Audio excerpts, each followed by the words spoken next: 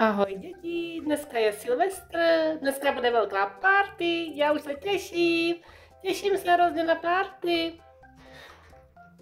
Jde pak je maminka, jde tatínek, mamko, taťko, pojďte, teď dneska je ten Silvestr, já chci tu party, co, prosím, jdeme na to, já se těším.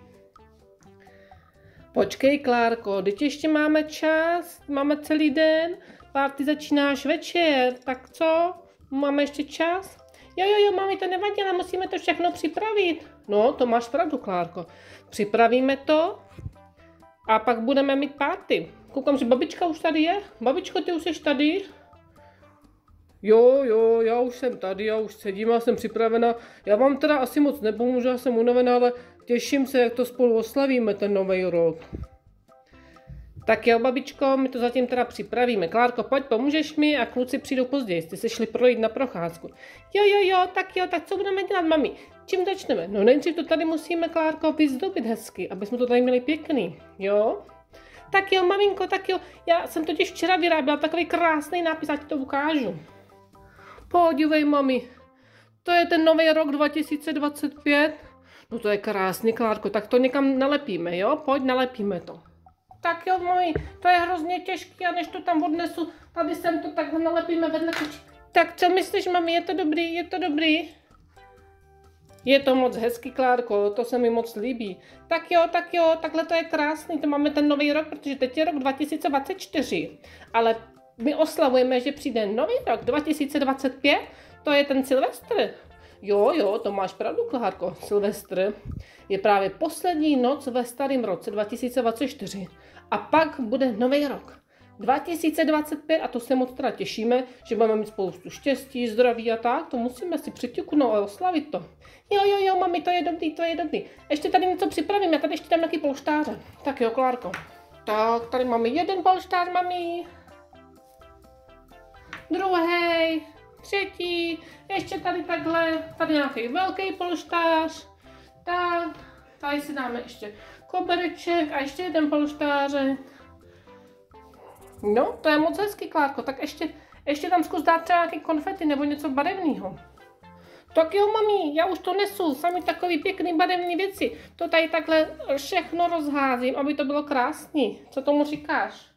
Je to moc hezký, klidně to tam všechno rozházej, pak to zítra uklidíme. Jo, mami, děkuju, ty jsi hrozně hodná, to bude krásný, mně se to strašně líbí. Když je to tady tak hezky ozdobený. Jo, to je připravený. Ještě tam hodím trošku. Tak, no a teď zavoláme taťku a Petříka, aby se na to šli podívat, jestli se jim to bude líbit. Tak jo, tatínku, Petříku, pojďte. Musíme vám to ukázat, jak jsme to krásně vyzdobili. No jo, mamko, já vezmu Petříka, už jsme teďka přišli z té procházky a podíváme se teda, jak to vypadá. Ukažte. No to je krásný. To se vám povedlo, Klárko. Jo, že jo, táta, že jo, je to moc hezký. Tak já tady posadím Petříka. Ahoj, babičko.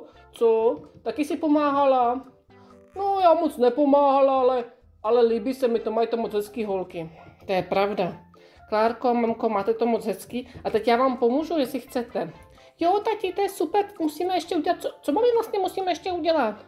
No, Klárko, teď je potřeba připravit nějaký pohoštění, aby jsme měli nějaký dobrý brambůrky, jednohubky nebo chlebíčky. Tak jo, mami, tak jdeme na to, jo, připravíme si věci. Tak jo. Já už nesu brambůrky, dáme tam na stoleček. Aby jsme měli něco dobrýho. Tady máme brambůrky. A ještě máme s mamkou takový suprový, jsme koupili brambůrky, co vypadají jak hranolky. Kečupový. Jsou moc dobrý, tady sem je dám. Můžeme jednou ochutnat. Ta je moc dobrá, já ji ochutnám. No, ta je dobroučka. Mňam. Tak, Klárko, tak to máme brambůrky a teď ještě by to chtěl ty jednohubky, to má hrozně rád tatínek. Jo, to já mám rád i jednohubky, já mám rád i chlebičky, tak si na to připravíme věci, jdeme to udělat.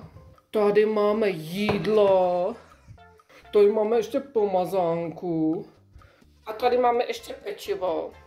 A teď to všechno musíme namazat a připravit. Klárko, jde si. Já jsem tady, mami, nebo já vám pomůžu.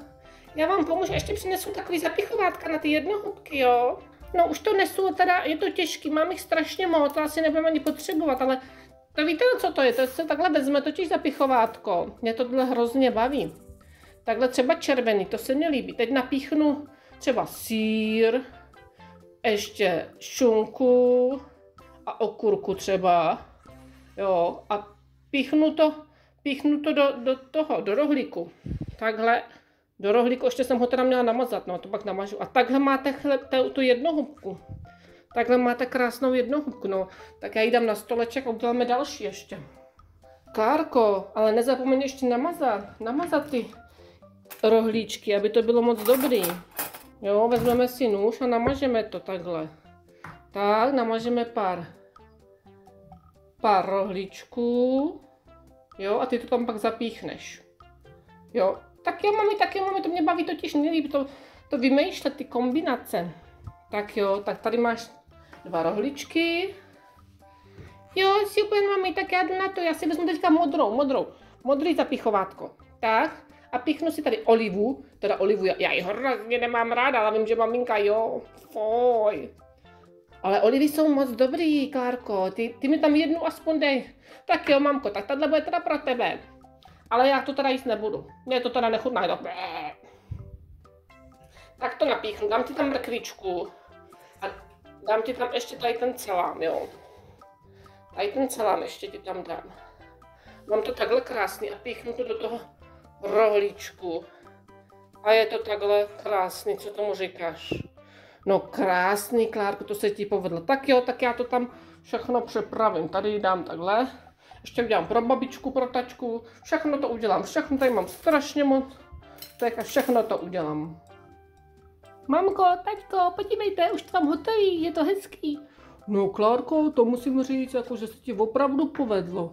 Pojď, podíváme se ještě úplně zblízka, jak to tam máš pěkný. To je jednohubek, tady i nějaký chlebíček, tam máme ty bramburky. No šikovná, no, co se líbí kočičce?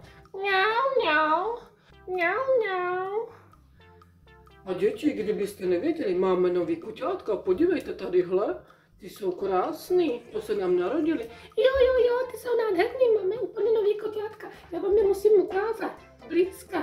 Podívejte, ty jsou krásný, no. Naše kočička má tady koťátka, no. To se nám narodili. Jsou krásný, takže už máme 3 kočičky, no. Je to superový, jo, táto? Jo, no. A teď se ještě teda podíváme na tu výzdobu. Ukaž, teda je to opravdu hezký, no. A teda už máme připraveno.